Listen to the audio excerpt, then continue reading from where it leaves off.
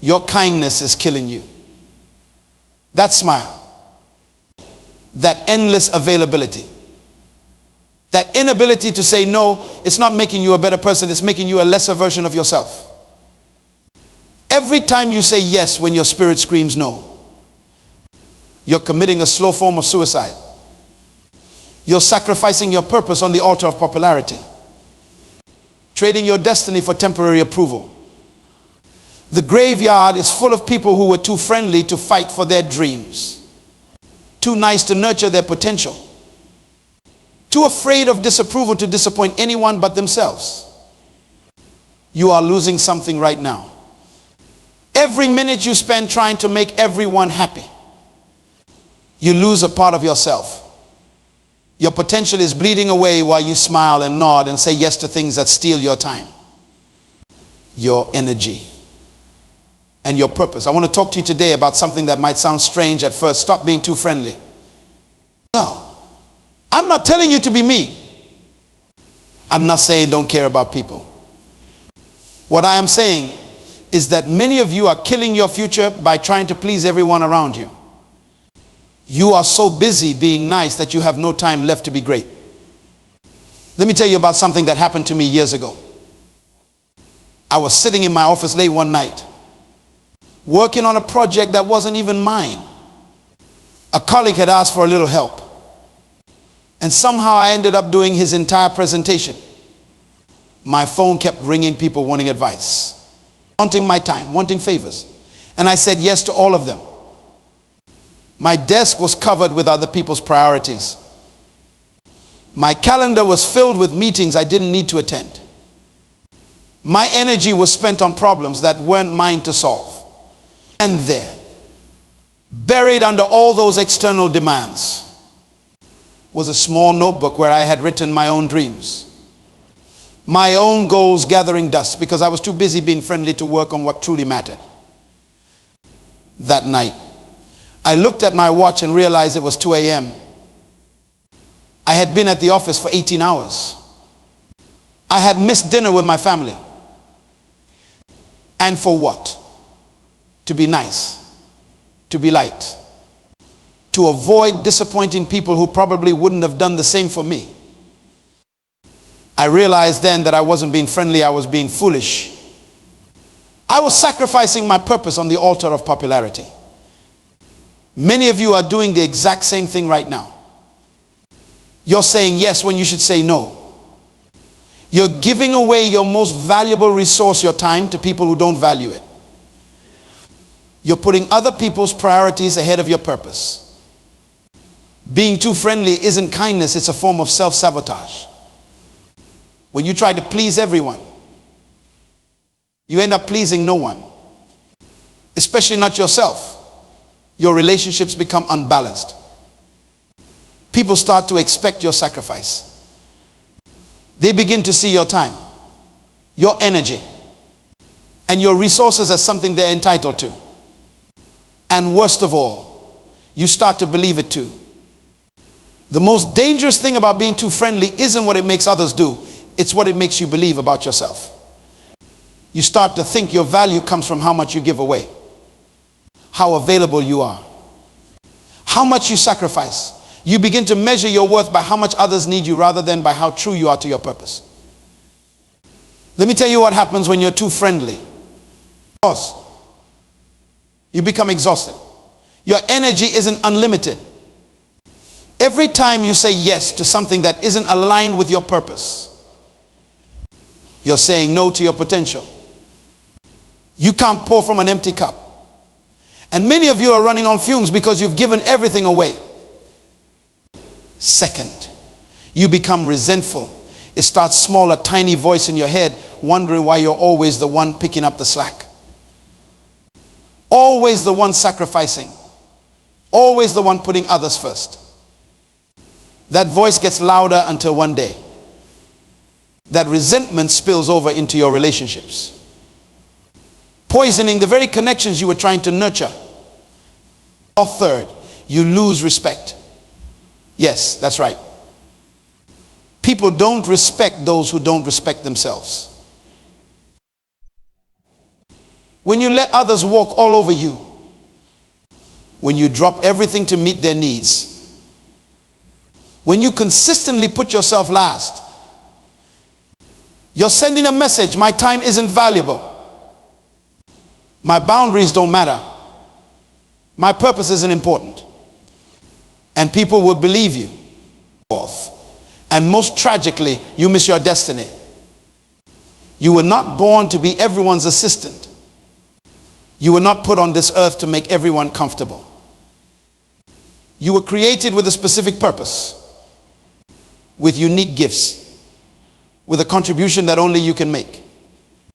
But you can't fulfill that purpose if you're constantly derailed by every request, every need, every demand that comes your way. Now, let's talk about healthy boundaries. Boundaries aren't walls, they're bridges. They don't disconnect you from others. They create the conditions for authentic connection. When you have clear boundaries, people know what to expect from you. They know you value yourself and your time. And paradoxically, they value you more because of it. Think about the people you respect most. Are they the ones who are always available? Always saying yes? Always putting themselves last? Or are they the ones who have clear priorities? Who value their time? Who know when to say yes and when to say no? Setting boundaries isn't selfish, it's stewardship. You've been given gifts, talents, resources, and time. You're responsible for managing those things well. You're accountable for the life you've been given. Being too friendly often means being a poor steward of your purpose. Many of you are afraid that if you stop being so friendly, people won't like you anymore. Let me tell you a truth that might be hard to hear.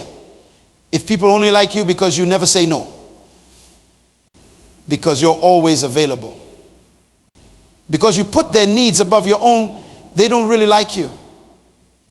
They like what you do for them. They like the benefits of your sacrifice. They like the convenience of your availability. But they don't like you for who you are, because in all that giving, you've lost sight of who you are. There's a big difference between kindness and being taken advantage of. Kindness comes from strength. It's a choice you make from a place of self-respect and abundance. Being taken advantage of comes from weakness. It's what happens when you don't value yourself enough to establish healthy boundaries. Kindness says, I see your need and I choose to help because I care. Being taken advantage of says, I have to meet your need because I'm afraid of your disapproval. Kindness is giving what you can without resentment. Being taken advantage of is giving what you can't and resenting it afterward. Kindness fills you up. Being taken advantage of drains you. I've watched too many talented people waste their potential because they couldn't say no. I've seen brilliant minds stuck in mediocrity because they were too busy meeting everyone else's expectations to pursue excellence. I've witnessed people with world-changing ideas never change a thing because they were too friendly to rock the boat. Don't let that be your story. Let me tell you about Marcus, a brilliant young man I mentored some years ago. When I first met him, he was working 80 hours a week at a job he hated because he didn't want to disappoint his boss. His weekends were consumed by family obligations, not because he wanted to be there, but because he couldn't bear to say no. His friends regularly took advantage of his generosity, borrowing money they never repaid, showing up at his apartment unannounced, expecting him to drop everything for them. Marcus was everyone's friend, but he had no time to pursue his own dreams. He wanted to start a business, but between his job and all his friendships, he could barely find time to sleep, let alone build something of his own. One day, I asked him a simple question, Marcus, what would happen if you disappeared tomorrow? He looked confused. So I explained, if you vanished, your company would hire someone else. Your family would find other ways to handle their issues. Your friends would find someone else to take advantage of. Life would go on without you. But your purpose, that unique contribution only you can make, would die with you. That hit him hard. He realized he'd been living as if his only value was in what he could do for others, not in what he was created to do. Over the next year, Marcus transformed his life. He set office hours and stuck to them. Despite his boss's initial resistance, he started saying no to family demands that weren't emergencies. He had honest conversations with his friends about their one-sided relationships. Some of those friendships ended, and that was painful but necessary. With his new boundaries, Marcus found time to work on his business idea. He started small, working evenings and weekends. As his business grew, he reduced his hours at his job. 2 years later, he quit altogether to run his company full-time. The most interesting part, the people who truly cared about Marcus, the ones who valued him for who he was, not just what he could do for them, respected his boundaries. Those relationships grew stronger, deeper, more authentic. The relationships that couldn't survive his boundaries weren't worth keeping in the first place. Today, Marcus employs 15 people. His business helps small farmers get their products to market, improving both their livelihoods and food access in underserved communities. He's making a difference in the world, a difference that never would have happened if he had kept being too friendly. I'm not saying you should stop caring about people. I'm saying you should start caring about your purpose even more. Think about an airplane emergency. What do they tell you? Put your own oxygen mask on first before helping others. Why? Because if you pass out from lack of oxygen, you can't help anyone. The same principle applies to your life. If you're constantly giving all your energy away, you'll have nothing left for your purpose. And if you never fulfill your purpose, the world loses the unique contribution only you can make. Your time is not a renewable resource. Once it's gone forever. Every minute you spend on activities that don't align with your purpose is a minute you'll never get back. Every yes to something that doesn't matter means a no to something that does. Stop being too friendly with your time. Stop being too generous with your energy. Stop saying yes when your spirit is screaming no. This isn't about becoming selfish. It's about becoming focused. It's about recognizing that you can't be all things to all people, and you weren't meant to be. It's about understanding that the greatest gift you can give to the world isn't your compliance or your constant availability. It's your authentic contribution. Your purpose fulfilled. Your potential realized. Many people live their entire lives without ever drawing a line. Without ever saying, this far and no further. They become human doormats, letting everyone and everything walk over them. Then they wonder why they feel empty, exhausted, and resentful. They wonder why their dreams never materialize, why their goals remain out of reach, why their purpose goes unfulfilled. The answer is simple. They were too friendly with the wrong things and not friendly enough with the right ones. Too many people have built their prison with the bricks of accommodation. They have constructed walls of compliance around their potential. They have fortified these prisons with the cement of fear, fear of rejection, fear of disapproval, fear of being alone. And now they sit inside these structures they've built, wondering why their lives feel so confined, so limited, so far from what they dreamed. The key to freedom is in your hand right now. That key is the word no. 2 letters, 1 syllable, infinite power. When you learn to say no to what doesn't serve your purpose, you create space to say yes to what does. Most people have this backward. They say yes to everything, then wonder why they have no room for their priorities. Your no is as important as your yes, maybe more important. Every great achievement in history came from someone who said no to distractions and yes to focus. Every breakthrough, every innovation, every movement forward happened because someone refused to scatter their energy and instead concentrated it on what mattered most. I have seen countless talented people who couldn't say no. They were smart, capable, full of potential, but they never achieved what they were capable of because they couldn't refuse the constant demands on their time and energy.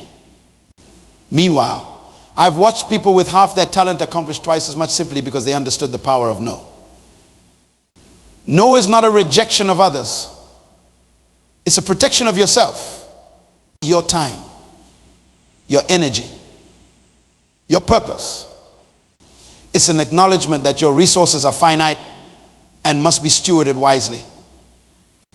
The strongest people I know aren't the ones who say yes to everything. They're the ones who know exactly when to say no.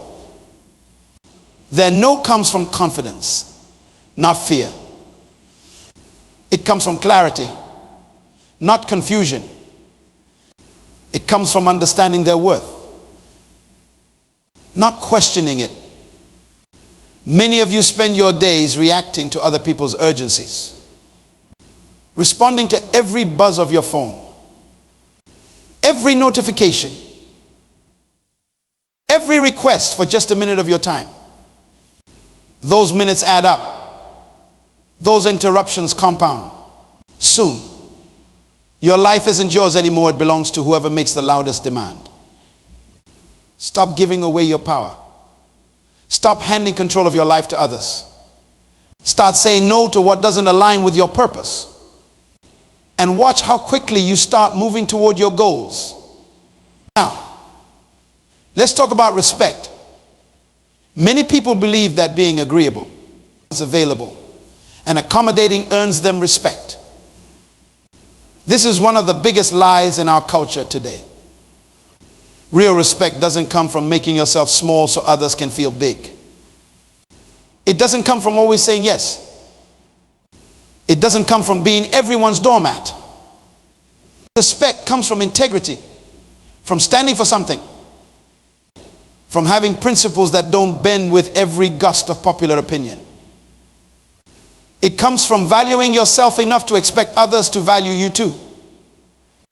It comes from knowing your worth and refusing to accept less. When you have clear boundaries, when you say no to what doesn't serve your purpose, people might be temporarily disappointed or even angry. But in the long run, they will respect you for it. They will understand that your time and energy are valuable. They will see that you are someone who knows their worth. Contrast this with what happens when you're too friendly, too available, too eager to please. Initially, people might seem happy with you, but over time, they start to take you for granted. They expect your sacrifice. They assume your compliance. And slowly, subtly, they begin to lose respect for you. I've seen this pattern play out hundreds of times. The person who never says no becomes the person everyone asks first, not because they value them, but because they know they won't refuse. The person who drops everything for others becomes the person others drop when something better comes along. The person who puts themselves last becomes the person others put last too. Building respect through boundaries isn't about being harsh or cold. It's about being clear and consistent. It's about communicating your expectations and holding to them. It's about teaching others how to treat you by how you treat yourself. If you want others to respect your time, you must respect it first. If you want others to value your energy, you must value it first. If you want others to honor your boundaries, you must honor them first. Oh, here's a hard truth many of you need to hear. Some of the relationships in your life are toxic. Some of the people you're bending over backward to please are taking advantage of you. Some of the connections you're desperately trying to maintain are draining you rather than sustaining you. Not all relationships deserve your energy. Not all connections serve your purpose. Not all people in your life want what's best for you. How do you identify these toxic relationships? Look for these signs. You feel exhausted after spending time with them. Not energized. They take far more than they give. They only contact you when they need something. They disappear when you're going through challenges of your own. They resist or ignore your boundaries. They make you feel guilty for prioritizing your needs or pursuing your goals. Your success seems to make them uncomfortable or resentful. They consistently undermine your confidence or question your decisions. You find yourself apologizing for things that aren't your fault. You feel like you're walking on eggshells around them. If several of these signs sound familiar in a relationship, you need to make some hard decisions. Sometimes the most loving thing you can do both for yourself and ultimately for them is to create distance. Some relationships need healthy space. Others need to end entirely. This isn't about casting blame or harboring resentment. It's about recognizing that just as you have a purpose, you also have priorities. And if a relationship consistently pulls you away from your priorities rather than supporting them, that relationship may be costing you more than it's worth. I'm not saying cut people off at the first sign of difficulty. I'm saying assess the pattern, not the isolated incidents. I'm saying look at whether the relationship, on balance, adds to your life or subtracts from it. I'm saying consider whether this connection is moving you toward your purpose or away from it. Your time on this earth is limited.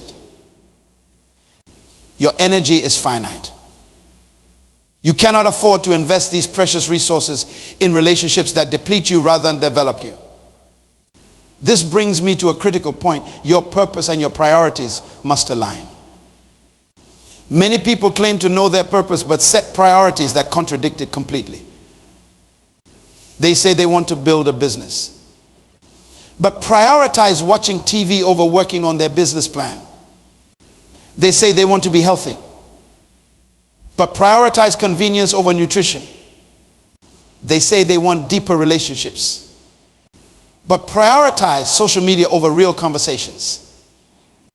Your priorities reveal your true purposes, not the ones you talk about, but the ones you actually live by. If you want to know what you're really committed to, look at how you spend your time, your energy, your money. Look at what you say yes to and what you say no to. Look at what gets your best and what gets your leftovers. If your current priorities don't align with your stated purpose, one of two things must change. Either your priorities or your purpose. Either start living what you claim to value, or be honest about what you actually value based on how you live. Being too friendly often leads to a total misalignment between purpose and priorities. You say your family is your priority, but you can't say no to your boss. So you miss your child's recital. You say your health is your priority, but you can't say no to social obligations. So you skip exercise and sleep. You say your business is your priority, but you can't say no to distractions. So your business stagnates. Stop this cycle. Align your priorities with your purpose by learning to say no to what doesn't move you forward. Let me give you some practical steps to stop being too friendly. First, get clear on your purpose. You cannot protect what you don't identify. Write down your personal mission statement. What were you created to do? What contribution are you meant to make? What problem are you here to solve? Unless you know your purpose, you won't know what deserves your yes and what deserves your no. Second, audit your current commitments. Make a list of everything you said yes to, every obligation, every responsibility, every recurring activity. Next to each one, write whether it aligns with your purpose or not. Be brutally honest. You'll likely find that many of your current commitments are taking you nowhere near your goals. Third, create scripts for saying no. Many people struggle with no because they don't know how to say it gracefully.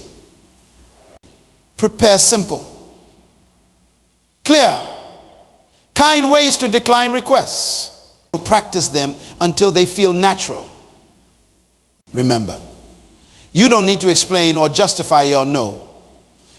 I'm not able to take that on right now as a complete sentence. So forth. Start small. Don't try to transform all your relationships overnight. Begin by setting boundaries in low-risk situations. Say no to the telemarketer. Decline the optional meeting. As you build this muscle, gradually apply it to more important areas of your life. Fifth, expect resistance. When you start setting boundaries, people will test them. They're used to your yes, and they won't give it up easily. Some will push back. Some will try to make you feel guilty. Some might even get angry. Stand firm. The temporary discomfort of maintaining your boundary is nothing compared to the permanent resentment of continually crossing it. Sixth, surround yourself with boundary respecters. Seek out people who honor your no, who don't take your time for granted, who respect your priorities. These healthy relationships will give you strength to address the unhealthy ones.